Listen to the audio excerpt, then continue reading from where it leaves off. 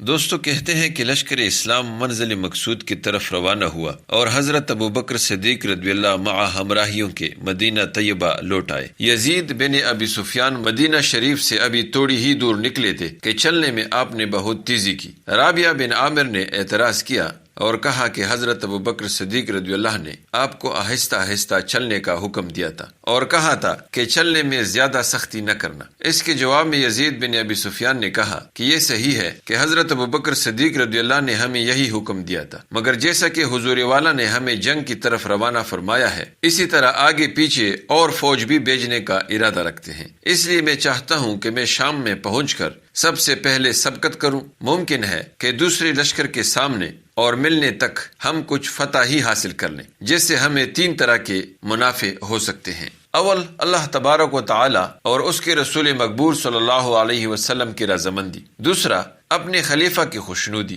تیسرا، غنیمت کا مال۔ انشاءاللہ تعالی۔ یہ سن کر رابعہ نے کہا، جس طرح آپ کی خوشی ہو چلیے، تمام زور و قوت اللہ تعالی کے اختیار میں ہے۔ چنانچہ وادی قرا مضافات سے افتراح کے راستے سے چلے تاکہ تبوک اور جابیہ کو ہوتے ہوئے دمشق پہنچ جائے۔ واقعی کہتے ہیں کہ یہ خبر بعض نصرانی عربوں کے ذریعے جو مدینہ طیبہ میں رہتے تھے ہرقل بادشاہ روم کو پہنچی تو اس نے ارکان دولت کو جمع کر کے کہا، اے بنی اصغر، تم سمجھ لو کہ تمہاری دولت و حشمت برباد اور خود تم ہلاکت کے قریب آ گئے ہو۔ جب تک تم اپنے دین کے احکام کے پابند اور حدود اللہ پر جو انجیل مقدس میں بتائے گئے تھے قائم رہے، اس وقت تک دنیا کے جس بادشاہ نے بھی تم پر اور تمہارے ملک شام پر لڑائی کا قصد کیا وہ خود مغلوب اور تم اس پر غالب ہوتے رہے۔ تمہیں یاد ہے کہ کسرا بن حرمز نے فارس کے لشکر کے ساتھ تم پر چڑھائی کی تھی مگر الٹے پاؤں بھاگا تھا۔ ترکوں نے تم پر فوج کشی کی تھی مگر حزبیت اٹھائی تھی۔ قوم جرام کا چڑھ کر آئی تھی، اسے تم نے بگا دیا تھا۔ اب تم نے احکام دین میں تغیر و تبدل کر دیا،